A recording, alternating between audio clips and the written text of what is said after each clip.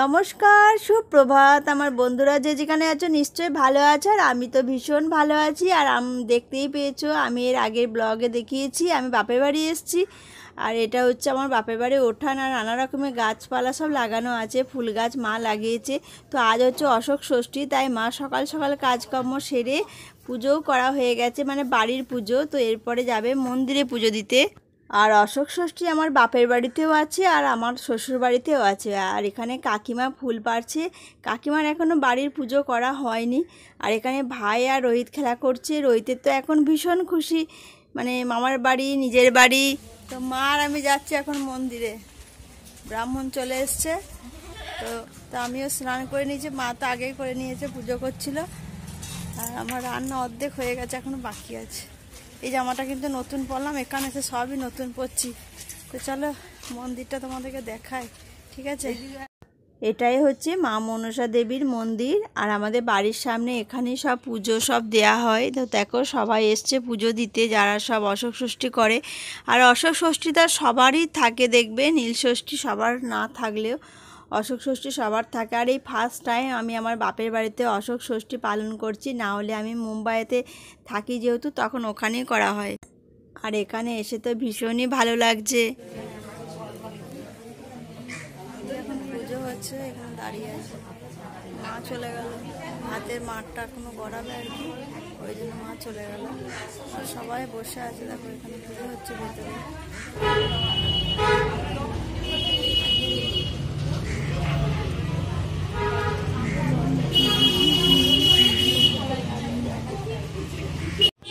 আর এখন দেখো পুজো হয়ে গেছে, তাই সবাই প্রসাদ নিয়ে নিচ্ছে আর কি, যারা যারা সব পুজো দিয়েছিল। তো এখানে কাকিমাও নিয়ে নিচ্ছে আর কি, পুজো দিয়েছিল যেহেতু আমাদের এক জায়গাতেই দেয়া হয়। তো এখানে কাকিমা পুজোটা নিয়ে নিচ্ছে। আর আমি এইসব রেকাবি চিনতে পারি না, আলাদা কিছু চেঞ্জ হয়ে গেলে বড় মুশকিল। তো এরপরে প্রসাদ নেওয়া হবে, আর সবার সাথে দেখা হয়ে না ভীষণ ভালো লাগলো।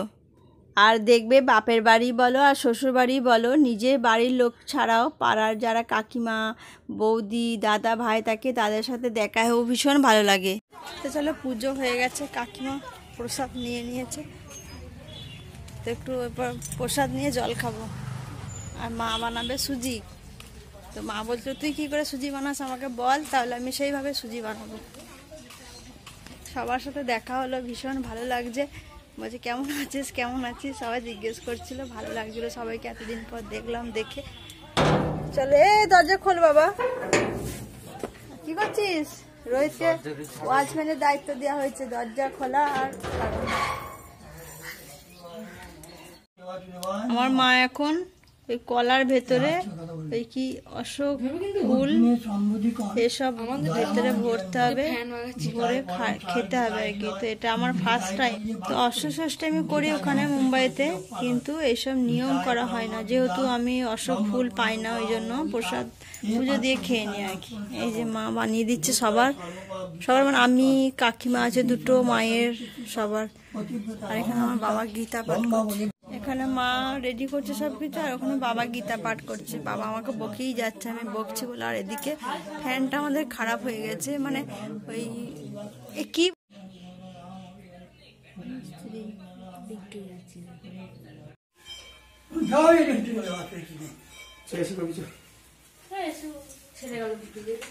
হবে না রে, আমরা মারি না কোনো কাগজের উপর মারি। এখানে এসে তুমি বন্ধ করে দিচ্ছি খালি। এমনি তেল করে একটু নরম করে দিয়ে ঘি দেবো। এমনি তেলতে করে জিভে করে তেলতে করে একটু নরম করে নে। গলায় লাগায় না, আস্তে আস্তে ঘরের ভিতরে ঢুকে। কি বলছো না? না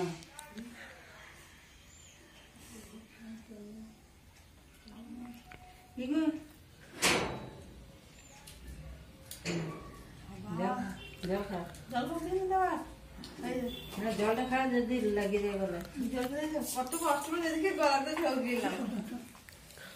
গোটা খেতে হয় নাকি গিলে? ক্যামেরাম্যান এখন কাকিমা এখন মাকে পড়ে দিচ্ছে, আর মায়ের পড়ানো হয়ে গেছে কাকিমাকে। এখানে কাকিমা আমাকেও পরিয়ে দিচ্ছে মাথায় সিঁদুর। আর এখানে দেখো কত সুন্দরভাবে অশোক ষষ্ঠী পালন করা হচ্ছে সবার সাথে, কি যে ভালো লাগছে। আর এই ফার্স্ট টাইম মনে হয় আমি এত সুন্দর পরিপাটি করে অশোক ষষ্ঠী করছি, যেহেতু ওখানে অশোক ফুল পাই না আর সেইভাবে হয়ে ওঠে না। আর তাই এবছর আমি অশোক ফুল নিয়ে এসেছি সঙ্গে করে। আর যেহেতু রোহিতের এবছরে এক্সাম শেষ হয়ে গেছে তাই আমি চলে আসতে পারলাম, যেহেতু 10 ক্লাসে বোর্ড এক্সাম দিয়েছে তো ওই জন্য তাড়াতাড়ি শেষ হয়ে গেছে। আর না হলে যখন প্রথম থেকে মানে জুনিয়র বলো 7, 8 বলো তো এক্সাম শেষ হতে দেরি হতো। তো আমি সেই জন্য নীল ষষ্ঠীর দিনই বেশিরভাগ ট্রেনে বসতাম আর কি বাড়ি আসার জন্য। এখন ঘড়িতে 1:20 বাজতে যাচ্ছে। তো রোহিতের আর এই যে ভাইয়ের স্নান হয়ে গেছে, এই যে ওরা খাচ্ছে। আর আমরা একটু পর যাবো কাকিমাদের বাড়িতে খেতে। আর রোহিতের পাপা গেল এই মাত্র স্নান করতে, শ্বশুর বাড়ি এসছে, একদম লেজি ভাব হয়ে গেছে। যেহেতু বাড়িতে তো সবসময় তাড়াতাড়ি থাকে, এখানে এসছে একটু আরাম করে সব কিছু হচ্ছে আর কি। বাবা এখন আসেনি, আর যে মা খেতে দিচ্ছে ওদেরকে। আর বাবা যেহেতু পঞ্চায়েতে ট্যাক্স আদায় করে তো ওই জন্য আর কি এখন ট্যাক্স নিতে আসছে সবাই, তো ওই জন্য বাবা আর কি আসতে পারছে না। তো কখন আসবে কে জানে, কখন আসবে মা বাবা, কখন আসবে জানা নেই। তো ওদের খাওয়া হয়ে গেলে তারপর রোহিত পাপাকে খেতে দিয়ে দেওয়া হবে, তারপর আমরা যাবো কাকিমাদের বাড়ি, বুঝলে তো। এখানে এসে দিনগুলো যে কীভাবে পেরিয়ে যাচ্ছে বুঝতেই পারছি না, এখানে গিয়ে আবার মন খারাপ শুরু হয়ে যাবে। কি ভালো লাগছে এখন সব দিনগুলো এত তাড়াতাড়ি পেরিয়ে যাচ্ছে, বুঝতেই পারবো না 1 মাস কী করে পেরিয়ে গেল। তো আমরা সুজি টুজি মিষ্টি খেয়ে আমাদের অনেকটা প্রায় পেট ভরেই আছে। হ্যাঁ একটা বাটিতে দাও। তো ওই যে কাকিমা বাড়ি চলে এসেছি, বসছে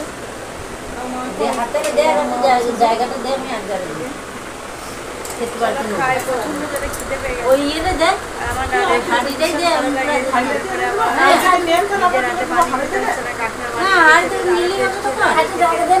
হাঁড়িটা দে, আমি আর আমার মায়ের যে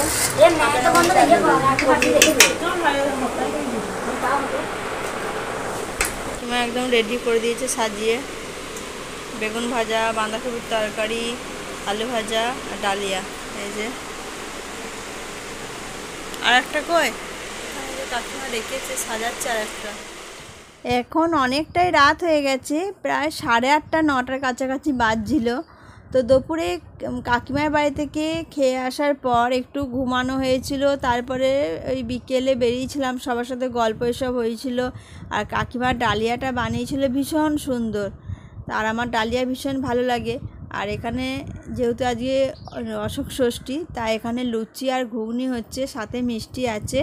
তো দেখো এদিকে আমার ঘুগনিটাও হয়ে গেছে আর ওখানে লুচিটা বেলে নিয়েছিলাম, মা মানে ময়দাটা মেখে দিয়েছিল আর আমি বেলে ভেজে নিয়েছিলাম।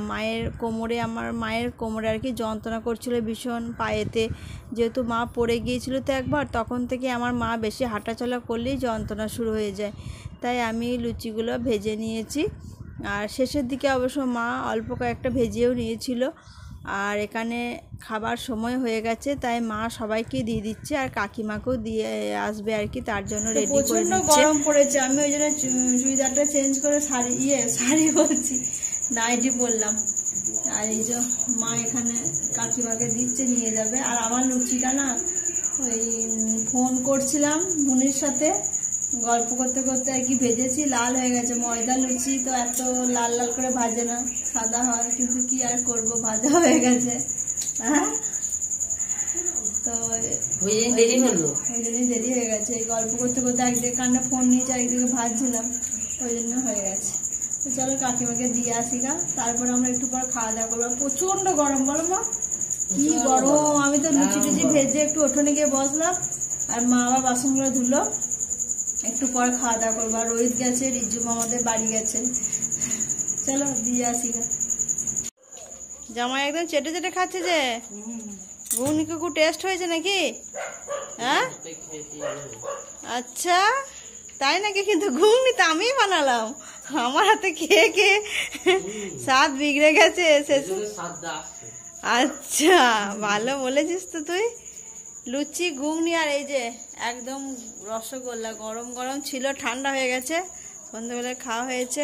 আর আমার বর এসে থেকে এখন গেঞ্জিই পরছে, গরমেতে আর জামা গেঞ্জি ফুল গেঞ্জি পরতে ভালো লাগছে না।